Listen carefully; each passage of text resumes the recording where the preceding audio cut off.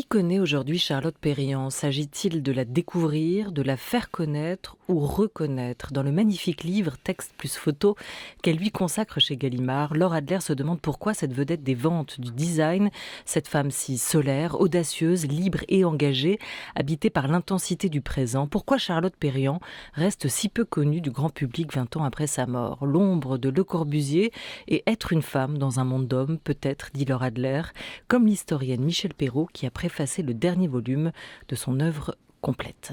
Il n'y a pas plus viril que l'architecture, représentée par des gens comme Le Corbusier, qui fut son grand maître, qui était un grand, certainement, mais très misogyne.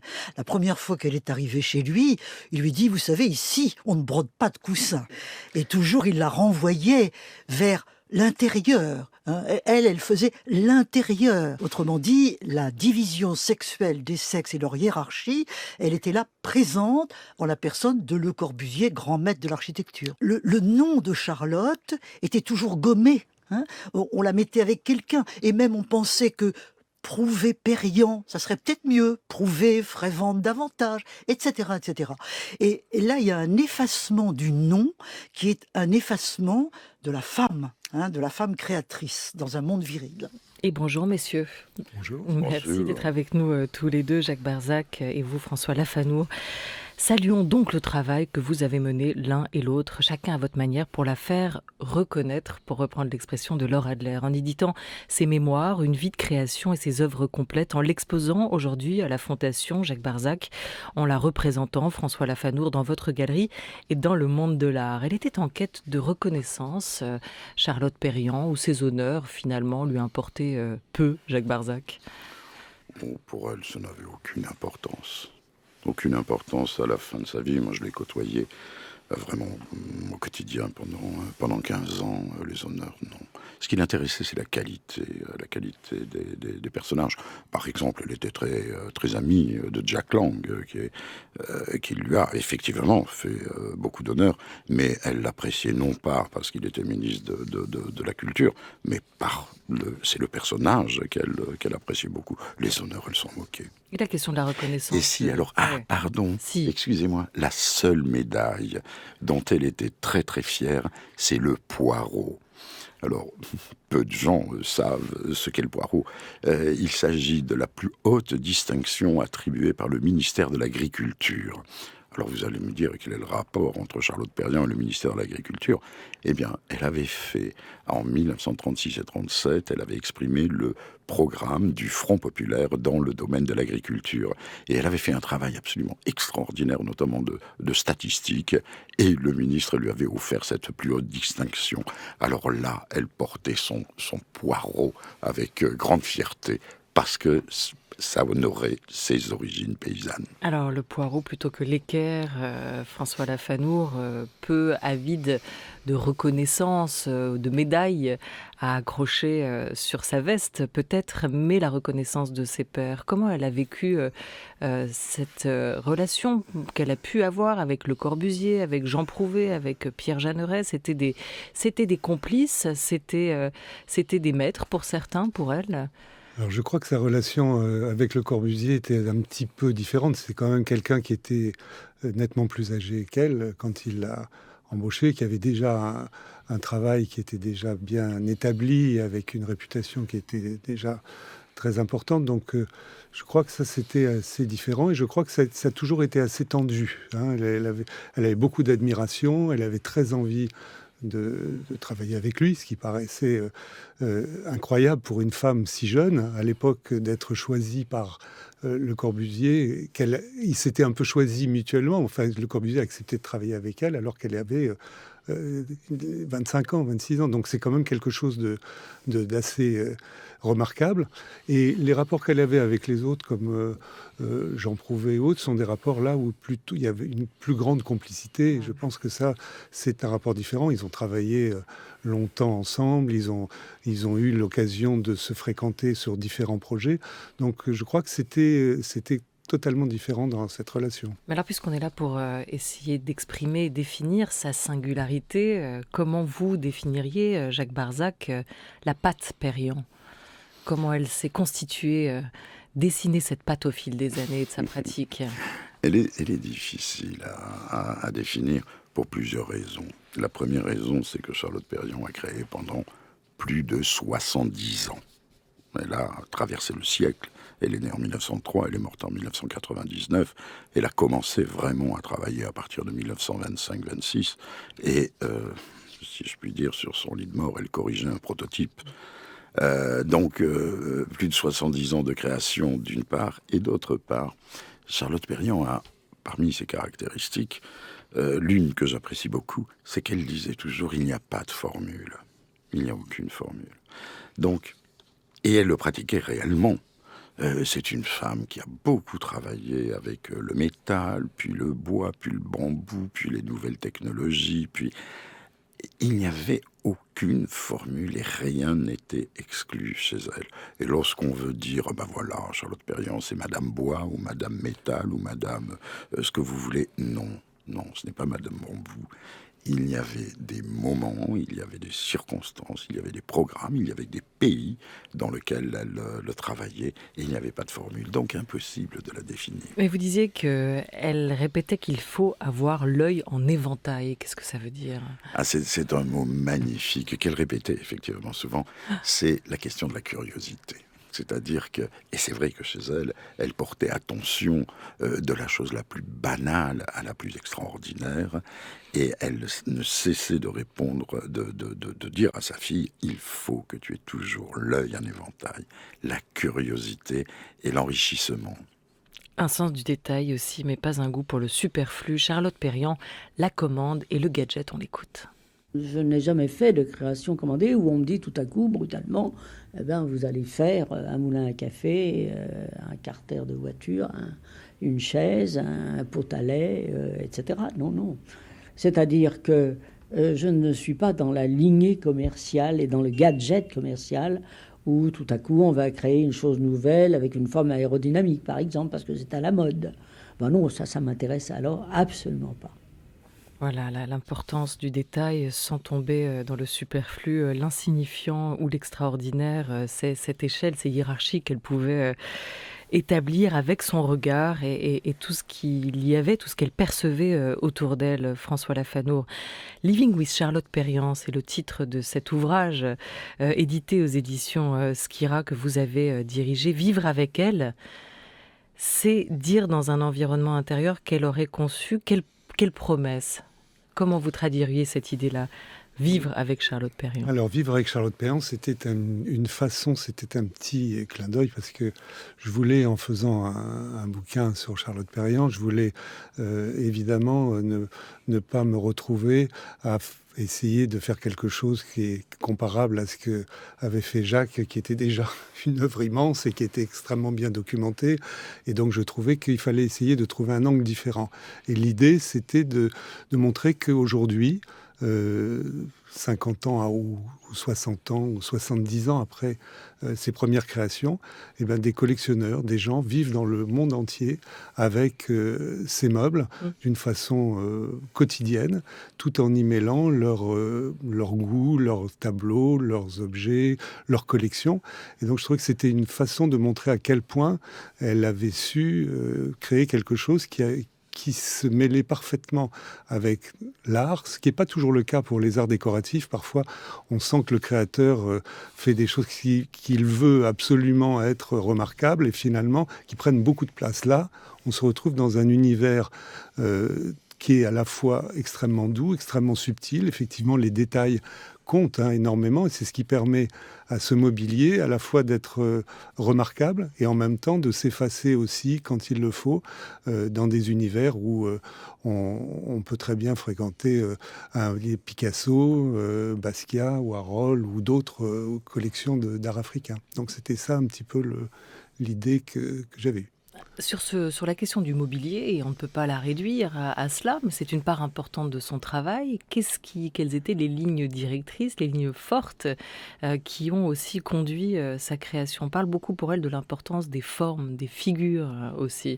Alors je crois qu'il y a une chose, le mobilier, c'est fondamentalement... à mon avis, une des choses les plus importantes qu'elle ait réalisées effectivement dans toute sa carrière, bien qu'elle ait fait beaucoup d'aménagements, mais ce mobilier, il a une particularité, c'est qu'il est, on le voit d'ailleurs dans certaines photos, on voit que Charlotte Perriand dessine ses meubles en essayant de trouver la fonction qu'ils vont avoir et la façon dont on va circuler autour de ces meubles.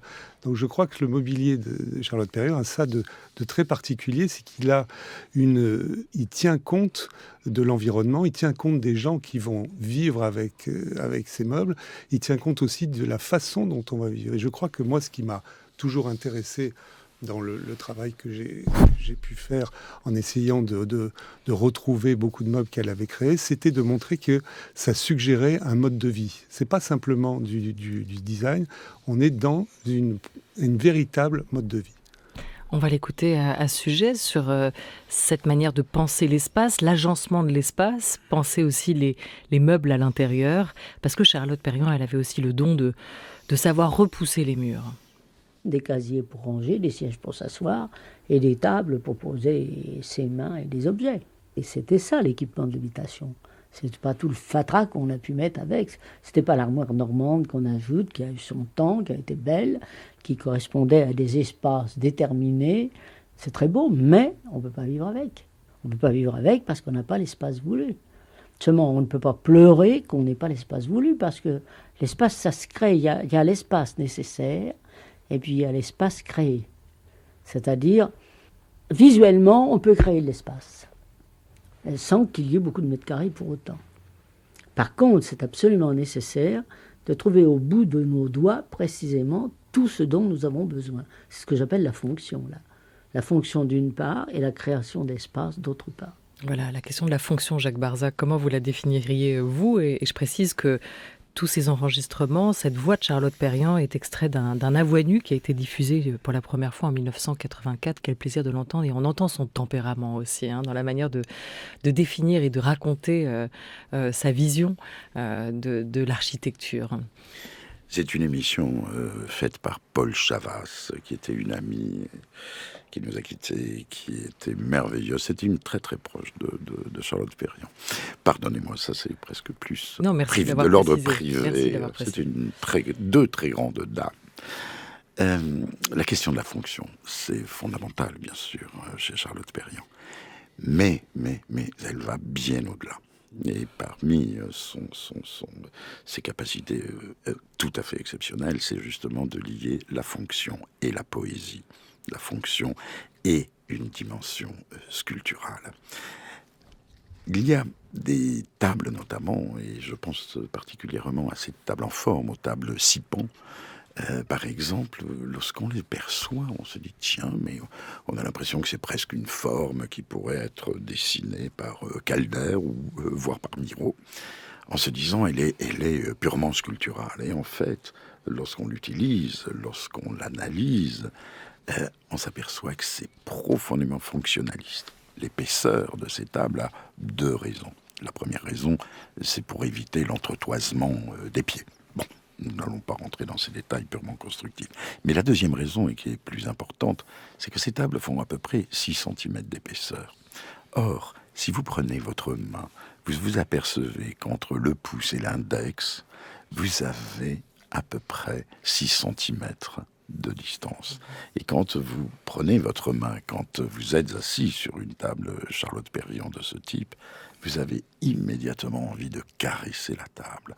Il y a toujours chez Charlotte cet amour du matériau, quel qu'il soit, de la couleur, de la composition, de la structure, mais qui appelle la caresse. Et les tables de Charlotte particulièrement, elles ont toujours cette particularité. Et comme le disait François Lafanour fort justement tout à l'heure, il y a bien sûr d'autres éléments qui sont constitués par le corps de la femme ou de l'homme qui va utiliser cela. Il y a la question du mouvement que l'on fait autour de ces objets, des tables. Quand elle dessine une table finalement toute petite, par exemple pour la Maison du Mexique, pour les étudiants en 1952, la table est triangulaire pour être adaptée à l'angle de la pièce. Les pièces étaient toutes petites, les chambres d'étudiants, vous imaginez. Mais les angles sont arrondis, non pas tant pour l'esthétique, mais pour que le rapport que cette table n'agresse pas le corps et que vous ne vous cognez pas aux angles pointus, donc elle les arrondit de façon très, très, très proche des mouvements qu'on fait autour et de sorte à ce qu'on soit finalement en empathie avec ces formes-là. Et qu'on retrouve aussi dans ces fameux petits tabourets à 3 pieds, comme exemple. Hein. Oui, c'est très juste. Il y a cette circulation, moi, c'est une chose qui m'a beaucoup frappé au fur et à mesure où je vis avec ce mobilier, qui est effectivement, la circulation est très très bien calculée et la circulation est aussi la vision qu'on en a. Ce qui est assez important, c'est que on s'aperçoit qu'effectivement, quand on vit avec ces meubles, quand on ne s'y cogne pas, presque on les touche, effectivement. Je vois que beaucoup de gens qui viennent dans ma galerie ont tendance tout de suite à effectivement caresser les meubles. Alors je pense que c'est le bois aussi, parce que le bois est traité d'une telle façon, il est à la fois très brut et très nature, mais il y a cette circulation et la vision. C'est-à-dire que les meubles sont en général, les tables sont assez basses, les bureaux sont assez bas aussi. Ça correspondait évidemment à des habitations où les plafonds étaient plus bas, où les perspectives étaient plus longues, étaient plus grandes. Mais aussi, je pense que c'est aussi là encore l'idée de ne pas créer un mobilier qui est là pour impressionner. C'est un mobilier pour vivre avec, c'est un mobilier qui a une vraie fonction, c'est qu'on soit bien avec. Et je pense que c'est important à ce sujet-là de rappeler qu'elle s'est beaucoup inspirée de la nature, qu'elle a recherché en permanence à voir comment la nature avait pu créer des formes aussi pures, aussi belles, aussi simples, en observant à la fois les bois flottés, les galets sur les plages, le mouvement du vent sur le sable. Tout ça sont des éléments qui lui ont permis ensuite d'essayer de retrouver, presque comme les enfants font un dessin presque parfait et qu'on essaye de garder ce geste, mais je pense qu'elle a voulu retrouver ce geste-là. Mais il y avait quand même, Jacques Barzac, aussi un dialogue avec les peintres, avec les sculpteurs. Vous disiez tout à l'heure, on dirait du Miro quand on regarde, avant de repréciser ce qu'était la fonction pour Charlotte Perriand dans l'exposition, dont vous êtes l'un des co-commissaires. Vous faites aussi dialoguer les œuvres de Charlotte Perriand avec celles de Calder, de Miro, de Picasso, de Léger. Il y avait ce dialogue-là. Évidemment. Charlotte disait toujours l'art est dans tout et l'art doit être partout dans la vie quotidienne. Pour Charlotte Perriand, les arts devaient profondément dialoguer entre eux. Et nous le montrons, c'est-à-dire la peinture avec bien sûr l'architecture, le design, la sculpture, la photographie. Et nous le montrons magistralement dans cette exposition à la Fondation Vuitton sur pratiquement 4000 mètres carrés, où vous voyez comment l'histoire de la modernité, en tout cas incarnée par Charlotte Perriand, est profondément liée à des immenses créateurs comme son grand copain Fernand Léger, Le Corbusier, Picasso, Miro, Calder, etc. Et nous avons de ce point de vue exprimé une chose fondamentale, c'est l'unité d'esprit de la modernité. Et effectivement, par exemple, l'entrée de notre grande exposition magnifique, nous exprimons à travers un chef-d'œuvre de Picasso, de Léger, de Corbu et de Calder, comment on ne peut pas imaginer le mobilier, l'architecture, sans les peintres, sans leur avancée profonde des nouvelles formes et d'un nouvel esprit moderne. Voilà, à l'occasion de l'ouverture donc de cette grande exposition rétrospective, Le Nouveau Monde de Charlotte Perriand à la Fondation Vuitton, nous recevons aujourd'hui le co-commissaire de l'exposition et bien plus, Jacques Barzac, et le galeriste de Charlotte Perriand, François Lafanour. Elle était une grimpeuse, elle était une marcheuse, elle était aussi une grande voyageuse. Vous avez évoqué l'étape mexicaine, on va se rendre maintenant au Brésil.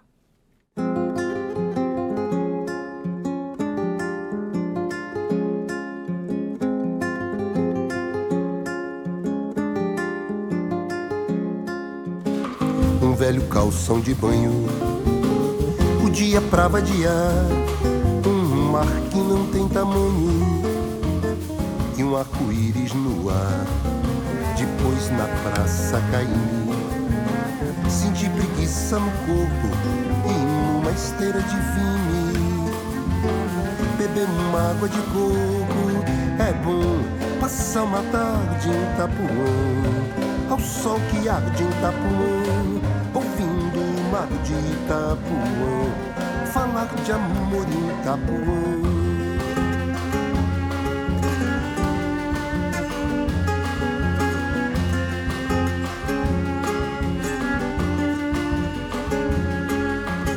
Enquanto o mar inaugura um verde novinho em folha, argumentar com doçura, com uma cachaça de rolha e com um olhar esquecido, no encontro de céu e mar, bem devagar e sentindo a terra toda a rodar.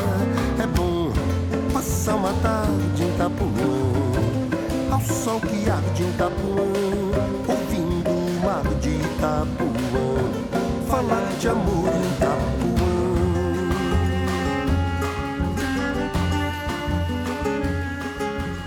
Extrait de l'album Alvorada de la violoncelliste Ophélie Gaillard, qui sera en première partie du brésilien Toquinho, qu'on entendait le 6 octobre à La Cigale à 19h, où le chanteur-guitariste fêtera ses 50 ans de carrière et plus de 80 disques. Le 15 novembre paraîtra aussi Canto de Sereia, nouvel album de Toquinho avec Ophélie Gaillard, la belle collaboration continue. Voilà pour l'actualité musicale au Brésil.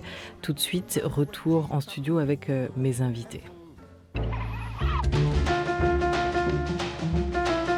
France Culture, la grande table,